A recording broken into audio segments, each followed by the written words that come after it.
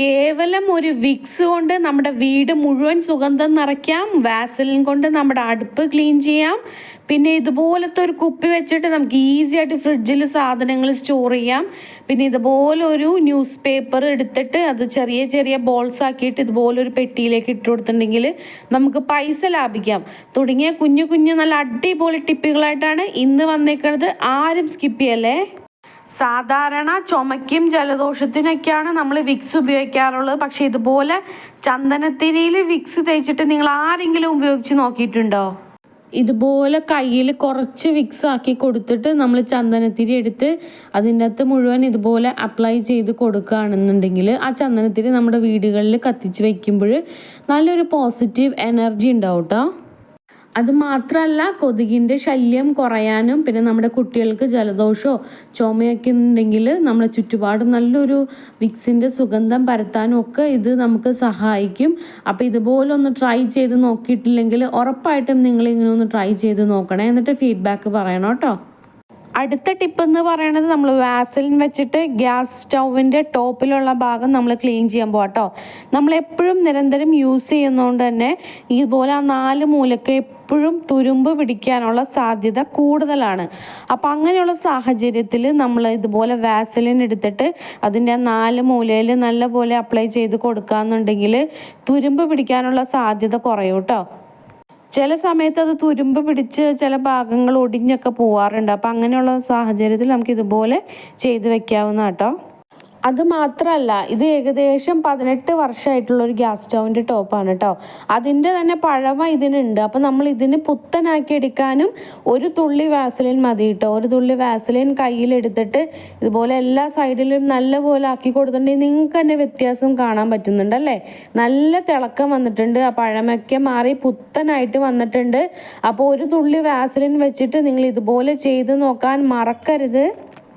അപ്പോൾ ഭാവിയിൽ നമ്മുടെ ഗ്യാസ് സ്റ്റൗവൊക്കെ തുരുമ്പ് പിടിക്കാതിരിക്കാനും പഴമ മാറ്റി പുതിയതായിട്ട് നിലനിർത്താനുള്ള ടിപ്പാണ്. നിങ്ങൾ ട്രൈ ചെയ്ത് നോക്കുക വീടുകളിൽ. അടുത്തതായിട്ട് നമ്മൾ പറയാൻ പോകുന്നത് ഇതുപോലെ വളയും മോതിരമൊക്കെ ടൈറ്റ് ആയി കഴിഞ്ഞാൽ അതെങ്ങനെ എളുപ്പത്തിൽ ഊരാം എന്നുള്ളതാണ് കേട്ടോ. ഇതുപോലെ മോതിരം ടൈറ്റ് ആയാൽ ഒരു പിന്ന് വെച്ച് എങ്ങനെ അത് ഊരിയെടുക്കുന്ന സിമ്പിളായിട്ട് എൻ്റെ ഒരു ഷോർട്സിൽ ഞാൻ പറഞ്ഞിട്ടുണ്ട്. ആ ഷോർട്സ് ഞാൻ ഡിസ്ക്രിപ്ഷൻ ബോക്സിൽ കൊടുത്തേക്കാം, ഒന്ന് ചെക്ക് ചെയ്തോളൂ കേട്ടോ. ഇതുപോലെ വാസലിൻ ഉണ്ടെങ്കിലും നമുക്ക് ഈസി ആയിട്ട് മോതിരം ഊരിയെടുക്കാൻ വേണ്ടിയിട്ട് സാധിക്കും. നമ്മൾ ഒരു തുള്ളി വാസലിൻ എടുത്തിട്ട് ഇതുപോലെ നമ്മുടെ കയ്യിലാക്കി കൊടുക്കുക. എന്നിട്ട് നല്ല രീതിയിൽ വലിച്ചിട്ടുണ്ടെങ്കിൽ എളുപ്പത്തിൽ തന്നെ അത് പോയിടും കേട്ടോ. അപ്പം നമ്മൾ വെളിച്ചെണ്ണയൊക്കെയാണ് സാധാരണ ഇതിന് വേണ്ടിയിട്ട് ഉപയോഗിക്കാറുള്ളത്. പിന്നെ വളകൾ ഊരാൻ വേണ്ടിയിട്ട് കവർ ഉപയോഗിക്കാറുണ്ട്. അപ്പോൾ ഇങ്ങനെ ചെയ്ത് നോക്കുക. അടുത്ത് നമ്മൾ സവാള സേവ് ചെയ്യുന്ന രീതിയിലാണ് കേട്ടോ പറയുന്നത്. പ്രത്യേകിച്ച് ഈ തണുപ്പ് കാലത്തൊക്കെ നമ്മൾ സവാളകൾ കൂട്ടിയിടുമ്പോൾ തന്നെ പെട്ടെന്ന് ചീഞ്ഞു പോകാനൊക്കെ സാധ്യതയുണ്ട്. അപ്പോൾ അങ്ങനെ വരാതിരിക്കാൻ വേണ്ടിയിട്ട് പേപ്പർ ബോക്സ് ഉണ്ടെങ്കിൽ എടുക്കുക, അല്ലെങ്കിൽ നിങ്ങൾ സാധാരണ ഇടുന്ന പോലെ ബാസ്ക്കറ്റിൽ ഇതുപോലെ ഇട്ട് വെക്കുക കേട്ടോ. ആദ്യം ബാസ്ക്കറ്റിൽ ഇതുപോലെ നമ്മൾ ന്യൂസ് പേപ്പർ വിരിച്ചു കൊടുക്കുക. എന്നിട്ട് അതിൻ്റെ മേലെ സവാള ഇട്ടിട്ട് ഇതുപോലെ ചെറിയ ചെറിയ പീസാക്കിയിട്ട് ന്യൂസ് പേപ്പർ ഇതുപോലെ ബോൾസ് ആക്കിയിട്ട് അതിൻ്റെ മേലെ ഇട്ട് കൊടുക്കുകയാണെങ്കിൽ ഈർപ്പം വലിച്ചെടുക്കും കേട്ടോ നമ്മുടെ സവാളകൾ. പിന്നെ പെട്ടെന്ന് ചീത്തയായി പോകത്തുമില്ല. പിന്നെ ഉരുളക്കിഴങ്ങ് ഒരു കാരണവശാലും സവാളയുടെ കൂടെ ഇട്ട് വെക്കരുത്, ഉരുളക്കിഴങ്ങ് മുളച്ച് പോവും. പിന്നെ നമ്മുടെ പച്ചമുളക് ഇതുപോലെ വാടി പഴുത്ത് ചീഞ്ഞ് പോവാതിരിക്കാൻ ഒരു കിടിലൻ ഹാക്കാണ്. പച്ചമുളക് മാത്രമല്ല തക്കാളിയും ഒക്കെ ഇതുപോലെ നമുക്ക് സേവ് ചെയ്ത് വെക്കാം കേട്ടോ. അതും കുറഞ്ഞ സ്ഥലത്ത് നമുക്ക് ഫ്രിഡ്ജിൽ അടിപൊളിയായിട്ട് സ്റ്റോർ ചെയ്യാം. അതിനാദ്യം വേണ്ടത് പച്ചമുളക് നല്ല രീതിയിൽ കഴുകിയെടുക്കാം കേട്ടോ. എന്നിട്ട് ഒരു കോട്ടൻ്റെ തുണി വെച്ചിട്ട് നല്ലപോലെ വെള്ളം ഈർപ്പം പോകാൻ വേണ്ടിയിട്ട് തുടച്ചു കൊടുക്കുക.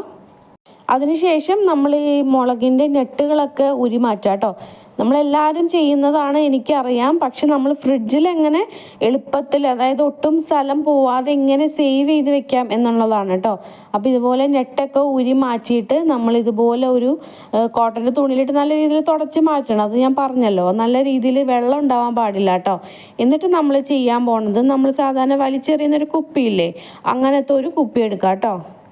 എന്നിട്ട് ആ കുപ്പിയുടെ നടുക്ക് നമുക്ക് ഇതുപോലെ 2 ആക്കി മുറിച്ചെടുക്കാം കേട്ടോ. നമ്മൾ സാധാരണ ഇതുപോലെ കുപ്പികളിലാക്കി നമ്മൾ സ്റ്റോർ ചെയ്യുകയാണെങ്കിൽ നമുക്ക് ഫ്രിഡ്ജിൻ്റെ ഡോർ സൈഡിൽ ഇത് വെക്കാനും പറ്റും, ഒരുപാട് സ്ഥലം സേവ് ചെയ്യാനും പറ്റും കേട്ടോ. അപ്പം നമ്മുടെ പച്ചമുളകുകളൊക്കെ നമ്മൾ ഇതുപോലെ വാരി കുപ്പിയിലിട്ട് കൊടുത്തിട്ടുണ്ട്. എന്നിട്ട് നമ്മുടെ മോൾ ഭാഗം വെച്ചിട്ട് നമ്മുടെ കുപ്പിയിൽ ഇതുപോലെ ഇറക്കി കൊടുക്കാം. ഇങ്ങനെ കുപ്പികളിലാക്കി വെച്ചിട്ടുണ്ടെങ്കിൽ നമുക്കത് വീണ്ടും എടുത്ത് നമുക്ക് യൂസ് ചെയ്യാനും എളുപ്പമുണ്ടാവും കേട്ടോ. അപ്പം നമ്മൾ തക്കാളിയും ഇഞ്ചിയും പച്ചമുളകും എല്ലാം നമുക്ക് ഈ രീതിയിൽ സേവ് ചെയ്ത് വെക്കാവുന്നതാണ്. അപ്പോൾ ഒട്ടും തന്നെ ഫ്രിഡ്ജിൽ സ്പേസ് ഇല്ലാതെ പോവില്ല, നമുക്ക് സ്പേസ് സേവ് ചെയ്യാനും പറ്റും കേട്ടോ. നമുക്ക് എളുപ്പത്തിൽ ഇതുപോലെ അതിൻ്റെ മേൽഭാഗം ഊരി മാറ്റിയിട്ട് എളുപ്പത്തിൽ തന്നെ ഇട്ട് കൊടുക്കാനും സാധിക്കും. പിന്നെ വീഡിയോയിൽ ഒരുപാട് കുറ്റങ്ങളും കുറവുകളും ഒക്കെ ഉണ്ടെന്ന് എനിക്കറിയാം. അതെല്ലാം നിങ്ങളൊന്ന് ക്ഷമിച്ച് എന്നെ ഒന്ന് സപ്പോർട്ട് ചെയ്തേക്കണം. അപ്പോൾ ടിപ്പുകളൊക്കെ നിങ്ങൾക്ക് ഇഷ്ടപ്പെട്ടു എന്ന് വിചാരിക്കുന്നു. എൻ്റെ ചാനൽ സബ്സ്ക്രൈബ് ചെയ്യാൻ മറക്കല്ലേ.